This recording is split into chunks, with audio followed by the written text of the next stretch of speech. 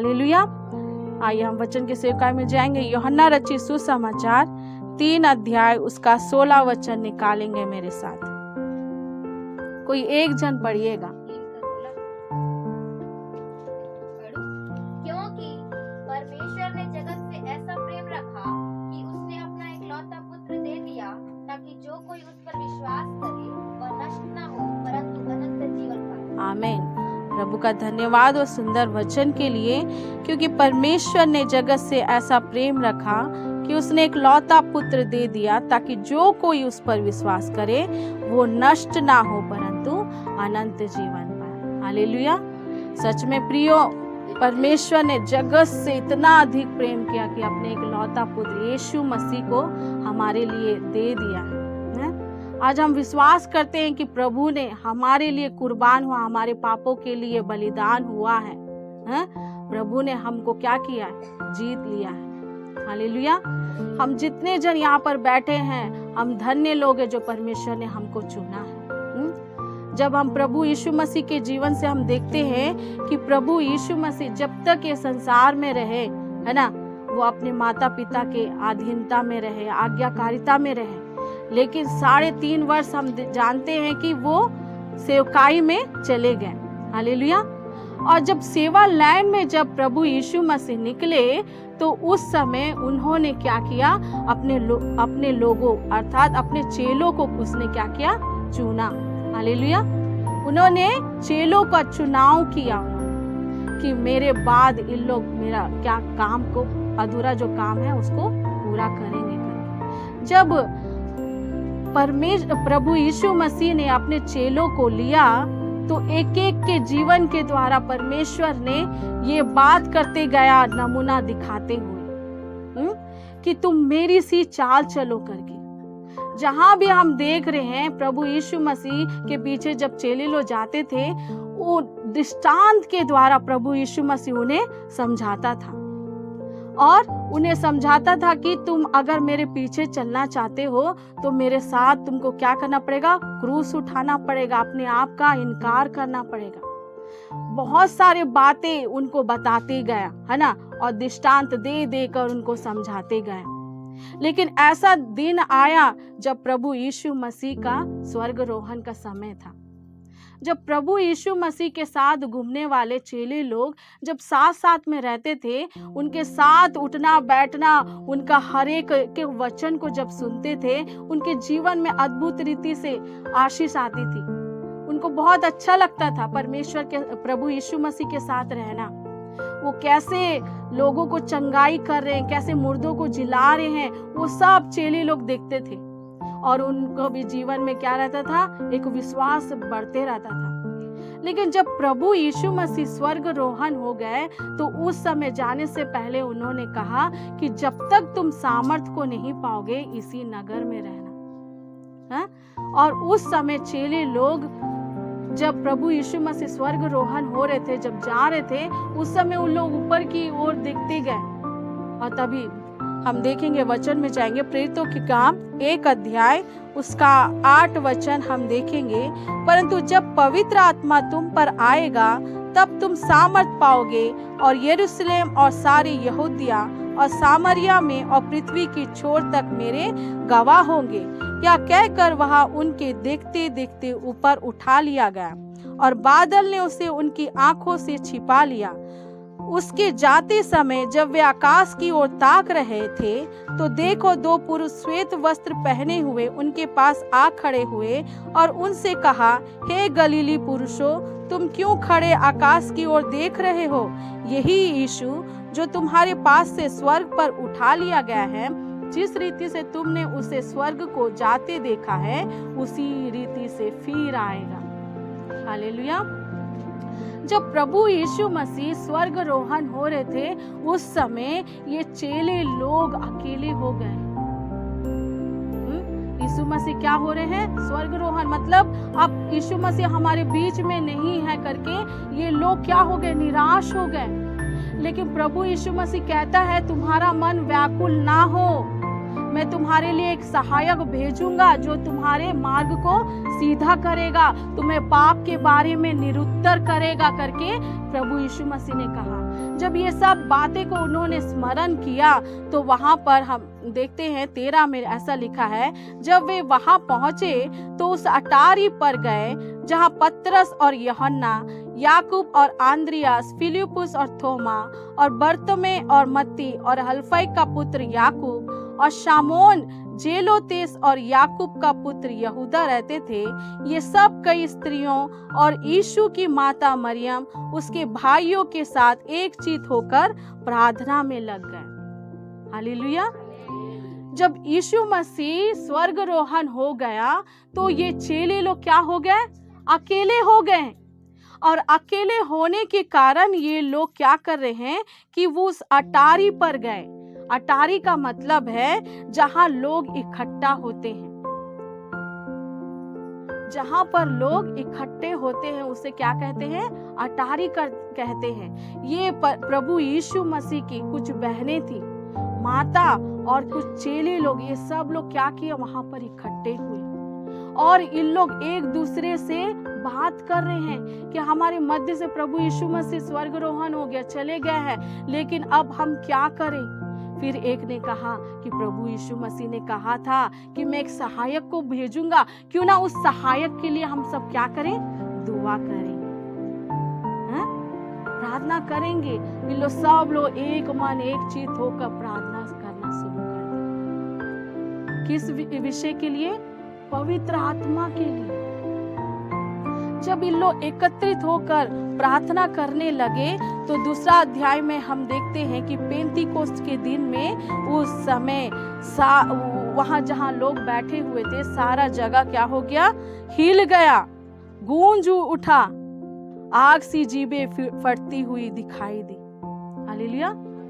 क्या हुआ? जब एक मन एक चीज से बैठे पवित्र आत्मा के लिए दुआ कर रहे थे तो उस समय सब लोग आत्मा में भर गए और प्रभु ने उस आत्मा को भेज दिया।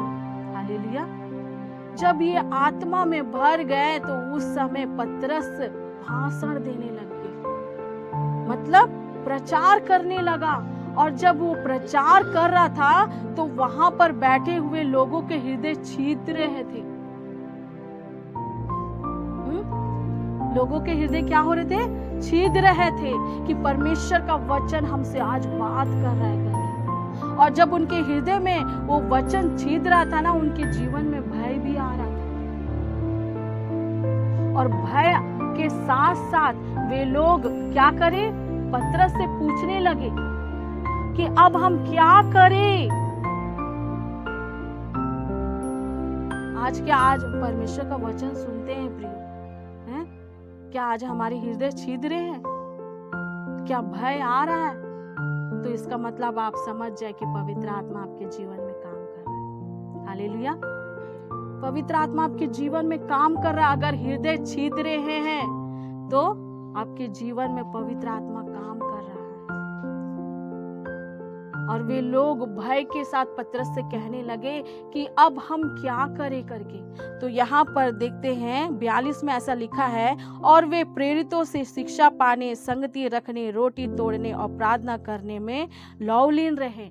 पतरस के कहे जाने के अनुसार ऊपर से देखते हैं कि प्रभु पतरस ने कहा कि अपने आप को इस टेढ़ी जाति से बचाना है।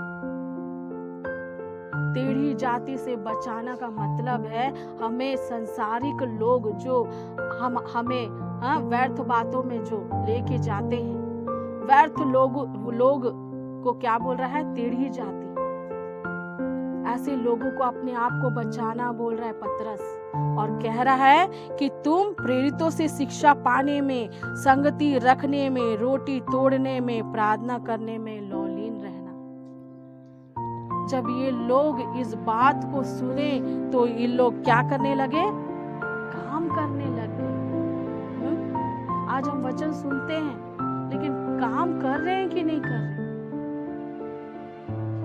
जिस दिन हम काम करेंगे ना तो हमारे जीवन में क्या होगा देखेंगे। 43 में लिखा है, और सब लोग पर भय छा गया और बहुत से अद्भुत काम और चिन्ह प्रेरितों के द्वारा होते थे। क्या होने लगे? अद्भुत काम, चिन्ह, चमत्कार होने लगे। कब होने लगे? जब इन लोग के जीवन में प्रभु यीशु मसीह का वचन काम किया। और जब काम किया तो इन लोग काम करना शुरू किए। क्या काम करना शुरू किए? प्रेरितों से शिक्षा पाने में, संगति रखने में, रोटी तोड़ने में, प्रार्थना करने में, इसमें बस लौलीन रहे। और क्या हो रहा है? चमत्कार हो रहे हैं, अद्भुत काम हो रहे हैं। आज हमारे जीवन में चमत्कार नहीं हो रहे हैं, अद्भुत काम नहीं हो रहे हैं। क्यों नहीं हो रहे? क्योंकि हम करते नहीं हैं, सुनते हैं, बस यीशु को मानते हैं, लेकिन काम नहीं करते हैं? ये चेले लोग क्या किए? एक मन एक चित्त होकर दुआ करने लगे कि यीशु मसीह स्वर्गारोहण हो गया, अब हमारे मध्य में एक सहायक भेजूंगा बोला, आओ हम मिलकर क्या करेंगे? उस सहायक के लिए दुआ करेंगे। एक मन एक चित्त होना जरूरी है। जब हम एक मन एक चित्त होकर प्रार्थना करेंगे ना, हमारे मध्य में चिन्ह और चमत्कार, अद्भुत काम होना शुरू हो जाएंगे। आज हमारे जीवन में अद्भुत चिन्ह चमत्कार इसीलिए नहीं हो रहे क्योंकि हम एक मन नहीं होते हैं। परमेश्वर का वचन ऐसा कहता है कि जहां पर प्रेम है वहां पर मैं वास करता हूं, और जहां पे प्रेम नहीं है वहां मैं भी नहीं हूं बोल रहे। कितना भी ताली बजा लीजिए, कितना भी उपवास कर लीजिए, प्रेम नहीं है तो प्रभु की उपस्थिति भी नहीं है। तो ये लोग क्या किए? प्रार्थना करने लगे। पहली बात हम देखेंगे कि इन्होंने प्रार्थना किया पवित्र आत्मा को पाने के लिए, और जब पवित्र आत्मा उतर आया, ये लोग क्या हुए? सामर्थ से भर गए, और सामर्थ से जब भर गए तो अद्भुत काम होने लगे। और जब अद्भुत काम होने लगे तो किसको जलन हुई? दुष्ट को जलन होने लगी, क्योंकि दुष्ट नहीं चाहता है कि ये लोग एक मन रहे, प्रार्थना में बने रहे, है ना, संगति में बने रहे, वो नहीं चाहता। देखेंगे उसके लिए हम निर्गमन की पुस्तक निकालेंगे पुराना नियम से, एक अध्याय देखेंगे, एक अध्याय उसका 12 से हम देखेंगे। पर ज्यों ज्यों वे उनको दुख देते गए, त्यों त्यों वे बढ़ते और फैलते चले गए, इसीलिए वे इस्राएलियों से अत्यंत डर गए। तो भी मिस्रियों ने इस्राएलियों से कठोरता के साथ सेवा करवाई और उनके जीवन को गारे, ईंट और खेती के भांति भांति के काम की कठिनाई सेवा से दुखी कर डाला। जिस किसी काम में वे उनसे सेवा करवाते थे उसमें वे कठोरता का व्यवहार करते थे। ज्यों ज्यों हम क्या करते हैं? प्रभु की संगति में, उपस्थिति में आगे बढ़ते जाते हैं तो दुष्ट क्या करता है? हमारे जीवन में कठोरता का सेवा हमारे जीवन में डाल देता है? कि हम खुदा के पास ना जाए, संगति ना करें। इजरायली लोग कौन थे? सामर्थी लोग थे, प्रभु के जन लोग थे। और ये मिस्र किसको दर्शाता है? ये संसार को दर्शाता है। संसार का सरदार है मिस्र का राजा है। ये संसार का जो सरदार है वो नहीं चाहता कि हम प्रभु में बने रहें, संगति में बने रहें, रोटी तोड़ने में, प्रार्थना करने में लौलीन रह करके। ये संसार का सरदार नहीं चाहते, दुष्ट नहीं चाहता है। तो वो हमारे जीवन में क्या करता है? गारे, ईंट, खेती के भांति भांति के काम की कठिन सेवा से दुखी कर डालता है। हालेलुया। मतलब हमारे जीवन में बहुत सारे बोझ डाल देता है कि ये परमेश्वर की ओर ना फिरे, ये संगति की ओर ना फिरे, ये प्रार्थना की ओर ना फिरे, प्रेरितों की शिक्षा ये ना प्राप्त करे करके वो हमारे जीवन में क्या करता है? कठिनाई से कठिनाई बातों का हमारे जीवन में लेके आता है? हमारी एक विश्वासी बहन है, प्रभु में कितनी मजबूत थी वो। जब वो दुआ करती थी, दुआ के द्वारा अद्भुत काम होते थे। उसका बेटा मर गया था, लेकिन जब वो दुआ की वो जी उठा। इतना सामर्थ से भरी हुई वो बहन, लेकिन क्या हुआ?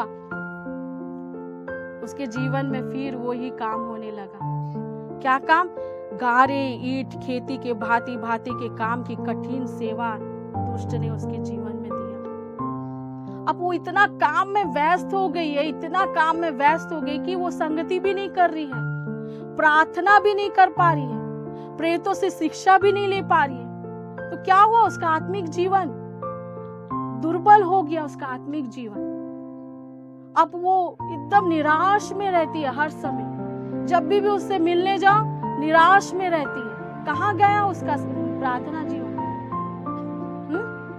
दुष्ट नहीं चाहता। लेकिन जब हम वचन की ओर मुड़ेंगे ना, प्रेरितों से शिक्षा लेंगे ना, तो हमें धीरे धीरे क्या मिलेगा? एक सामर्थ आएगा हमारे जीवन में, और ये सामर्थ हमारे जीवन से कम नहीं बल्कि दिन प्रतिदिन बढ़ती जाएगी। इस्राएलियों के जीवन में इतना सारा काम दे दिया, कठिनाई काम दे दिया मिस्र का राजा कि ये लोग परमेश्वर की दुहाई ना दे करके, जिस दिन ये परमेश्वर की दुहाई देंगे ये बलवंत हो जाएंगे और हम हार जाएंगे। ये ऐसा ना हो करके उन लोग के जीवन में बहुत तकलीफों को भेजा। लेकिन 3 अध्याय में देखते हैं कि इस्राएली कठिन सेवा के कारण लंबी लंबी सांस लेकर आहें भरने लगे और पुकार उठे। 23 में देखेंगे, और उनकी दुहाई जो कठिन सेवा के कारण हुई वह परमेश्वर तक पहुंची। क्या हुआ? कठिन सेवा के कारण लंबी लंबी सांस लेने लगे,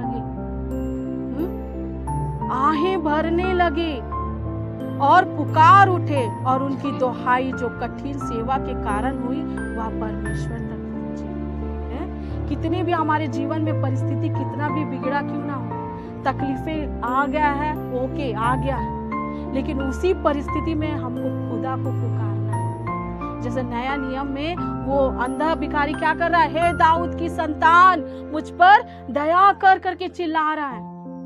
उसको चेले लोग सब लोग बोल रहे, तू क्या चिल्ला रहा है? चुप हो जा। फिर चिल्ला रहा है, हे दाऊद की संतान मुझ पर दया कर। प्रभु यीशु मसीह रुक गया, उसके पास जाके कहने लगा कि तू क्या चाहता है? वो बोला, प्रभु मैं देखना चाहता हूँ। प्रभु ने उसके अंधेपन को दूर कर दिया। हालेलुया। क्यों ऐसा हुआ? क्योंकि ये इस्राएली लोग चिल्लाने लगे, दुहाई देने लगे। परमेश्वर ने उनकी दुहाई को सुन लिया है। फिर 3:7 में ऐसा लिखा, फिर यहोवा ने कहा, मैंने अपनी प्रजा के लोग जो मिस्र में हैं उनके दुख को निश्चय देखा है, और उनकी जो चिल्लाहट परिश्रम कराने वालों के कारण होती है उसको भी मैंने सुना है, और उसकी पीड़ा पर मैंने चित्त लगाया है। हालेलुया। हमारा खुदा ना कभी नहीं भूलने वाला खुदा है। हम भूल जाते, हमारे जीवन में कितना सारा काम आ जाता है ना, हम खुदा को भूल जाते लेकिन जब उसमें पढ़ के हम कराहने लगते हैं ना, चिल्लाने लगते हैं ना, वो खुदा के कानों में पहुंच जाती है। और खुदा इतना निर्दयी नहीं है, वो हमें छुड़ाने का सामर्थ्य रखता है। हालेलुया। वो हमें छुड़ाने का सामर्थ्य रखता है। क्यों रखता है? क्योंकि उसने हमसे इतना अधिक प्रेम किया है कि अपने इकलौता पुत्र को दे दिया है।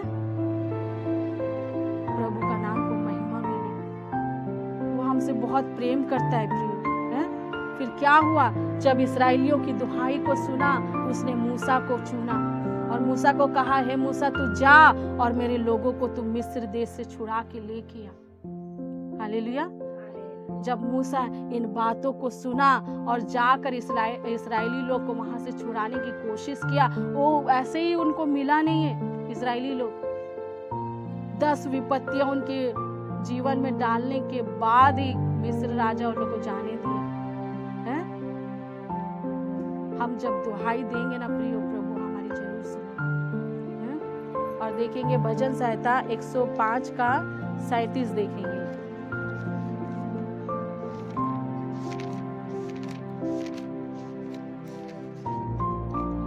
वहां पर ऐसा लिखा है, तब वह इस्राएल को सोना चांदी दिलाकर निकाल लाया और उनमें से कोई निर्बल ना था। हालेलुया।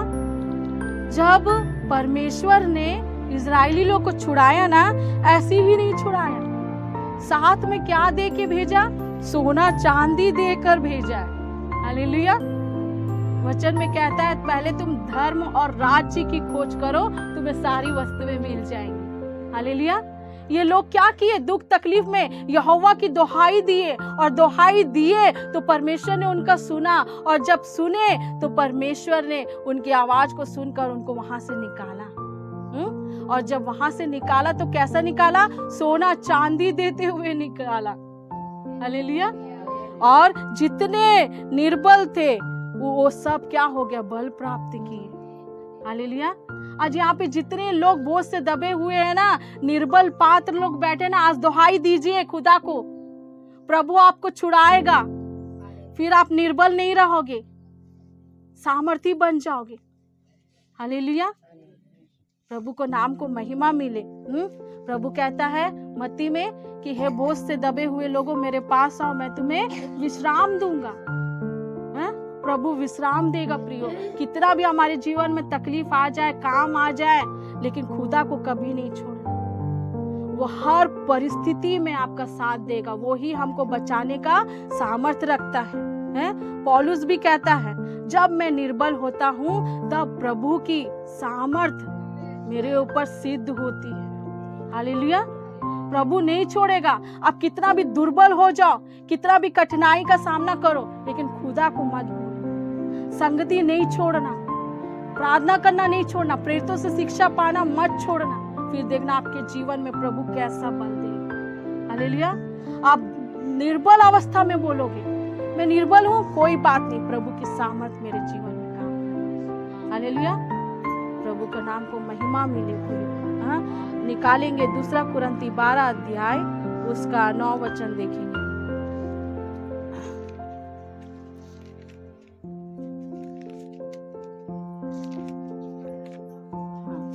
वहां पर ऐसी लिखा है, पर उसने मुझसे कहा मेरा अनुग्रह तेरे लिए बहुत है, क्योंकि मेरी सामर्थ निर्बलता में सिद्ध होती है। इसीलिए मैं बड़े आनंद से अपनी निर्बलताओं पर घमंड करूंगा कि मसीह की सामर्थ मुझ पर छाया करती है। हालेलुया। निर्बल अवस्था में क्या है? परमेश्वर की सामर्थ हमारे ऊपर आती है। हालेलुया। प्रभु सच में प्रिय हमको सामर्थ देने का, हमें सामर्थ देता है ना। किसी का हमारे जीवन में परिस्थितियां कैसी भी क्यों ना हो, लेकिन उसके वचन को सुनिए, और सुनने के साथ साथ हम क्या करें? काम भी करें। तभी हमारे जीवन में चीन और चमत्कार को देखेंगे। आज हम चीन चमत्कार इसीलिए नहीं देख पा रहे हैं, बस सुनने का काम कर रहे हैं। हर संडे अटेंड कर रहे हैं, हर महिला मीटिंग अटेंड कर रहे हैं, कॉटेज मीटिंग अटेंड कर रहे हैं, लेकिन अद्भुत चिन्ह चमत्कार नहीं हो रहे। क्यों नहीं हो रहे? क्योंकि हम वैसे चल नहीं रहे। हालेलुया। उसकी दुहाई देना है हमको, उसको चिल्लाना है, वो जरूर सुनेगा हमारी दुआ है। और प्रभु कहता है कि मेरे पीछे चलना चाहोगे तो तुमको क्या करना पड़ेगा? पहले क्रूस उठाना पड़ेगा है, और अपने आप का इनकार करना पड़ेगा। देखेंगे हम उस वचन को भी देखेंगे। मत्ती रचित सुसमाचार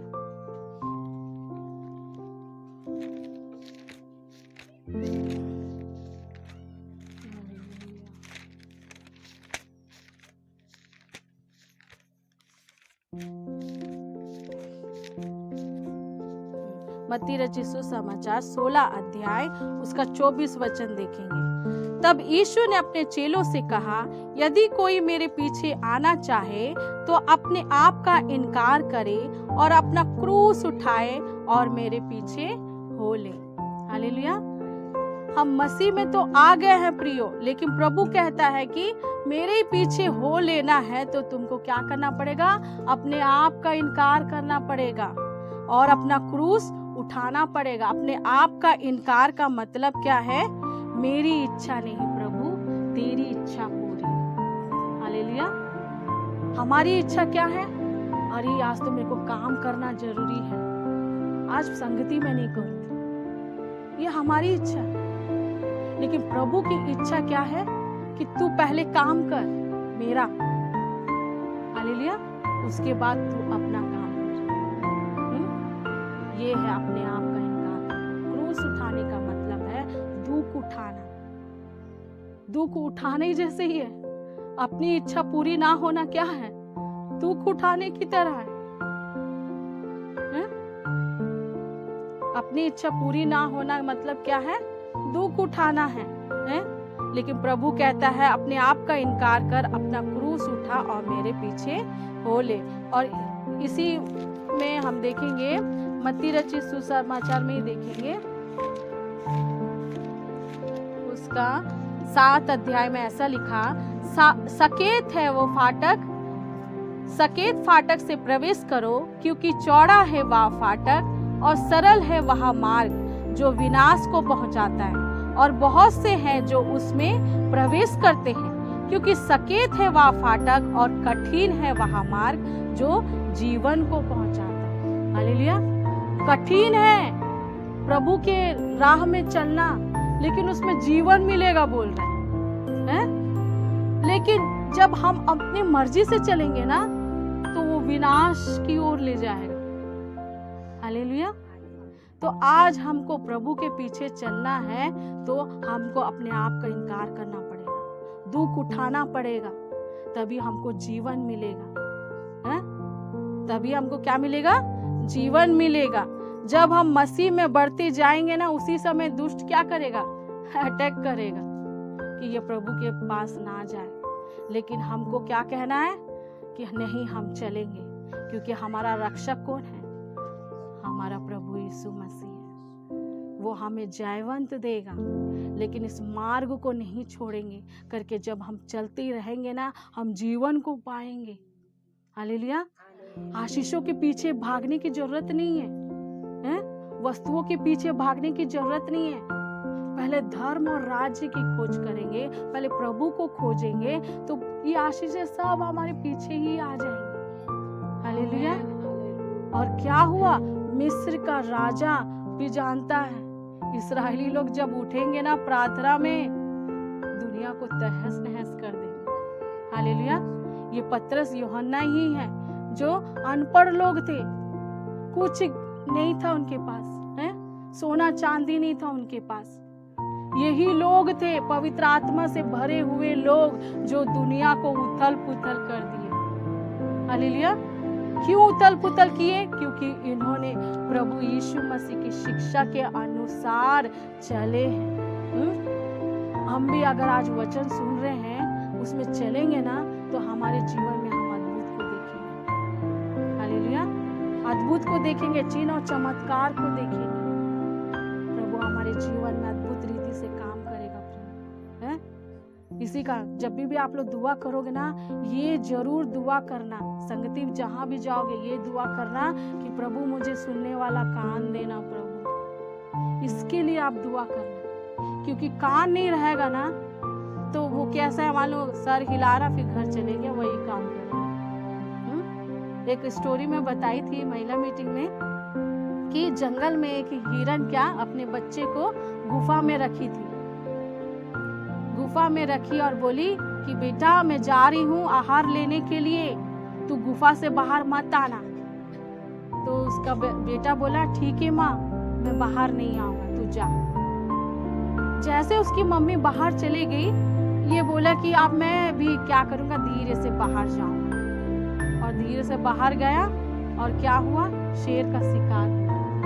शेर उसको एक पंजा मारा, वो वहीं पर। जब वो मर गया ना, तो उसको खाने के जा रहा था, तो लोमड़ी आई वहां और बोली अरे इतना अच्छा आहार है ये, शेर तो अकेला खा लेगा, तू जाना अपनी फैमिली को बुला के लेके आए, सब मिल के खाओ तुम लोग। तो शेर बोलता है बहुत अच्छी बात कहा तूने लोमड़ी, तू इस आहार की ना देख रेख करना, मैं अपने फैमिली को लेके आ रहा हूँ। जैसे शेर अपने फैमिली को लेने गया, तो वहां पर लोमड़ी क्या किया मालूम, उसके मुंह से लार निकल रहा था। तो वो बोला कि मैं तो उसको पूरा खा नहीं सकता क्योंकि ये शेर का आहार है, लेकिन इसके 2 कान जो दिख रहे हैं ना, उसको मैं खा लूंगा करके वो लोमड़ी क्या किया, उसके दोनों कान को खा के चुपचाप से बैठ गया वहां का। जब शेर अपने फैमिली के साथ आया ना, तो शेर बोला चलो खाओ, कितना अच्छा आहार है, चलो खाओ। तो उसका बेटा जैसे खाने को कर रहा था ना, तो बोला पापा ये कौन सा हिरन है जिसके कान नहीं है? तो शेर बोला नहीं बेटा इसका कान है, जब मैं इसको मारा था ना इसके 2 कान थे। और बोलता है कि लोमड़ी को, लोमड़ी देख तो इसका 2 कान था ना। तो लोमड़ी बोलती है नहीं इसके कान नहीं थे। तो तब वो एकदम कंफ्यूज हो गया, अरे इसके कान थे और ये कान नहीं है बोल रहा है, उसकी माँ आएगी ना उसको मैं पूछूंगा करके वो शेर वेट कर रहा था। जैसे वो इंतजार कर रहा था उसकी माँ आ गई और उसकी माँ से कहने लगा ये हिरनी ये तेरा बेटा है ना? तो बोलती हाँ मेरा बेटा है। इसके 2 कान नहीं थे क्या? बोलने से नहीं इसके कान नहीं थे। वो भी मेरी बात क्यों बोली वो बात? क्योंकि जब वो बोली मैं हार लेने जा रही हूँ तो घर के अंदर रहना, लेकिन वो नहीं सुना, है? बाहर चले गए। इसका मतलब वो सुना लेकिन अनसुना कर दिया है? आज हम भी सुनते नहीं है, नहीं हम आज क्या कर रहे हैं? सुन रहे हैं लेकिन क्या कर रहे हैं? अनसुना कर रहे हैं। इसी का आज हमारे जीवन में क्या आ रहे हैं? बोझ आ रहे हैं, मुसीबत आ रहे हैं, तकलीफ आ रहे हैं। क्यों? हम वचन के अनुसार नहीं चल रहे हैं। अगर हम वचन के अनुसार चलेंगे ना तो हमारे जीवन में हम अपने आप का बचाव देखेंगे, अपने परिवार का बचाव देखेंगे, कलीसिया का बचाव देखेंगे, हर जगह देखेंगे ना जब तो चमत्कार चिन्ह देखेंगे। हालेलुया। प्रभु यीशु मसीह स्वर्ग रोहन के बाद एक सहायक को भेजो।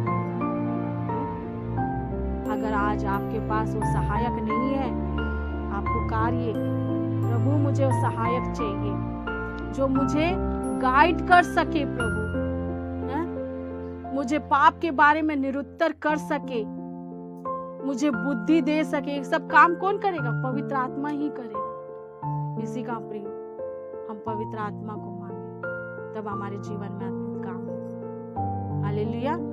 प्रभु इन वचनों के द्वारा हमें आशीष दे।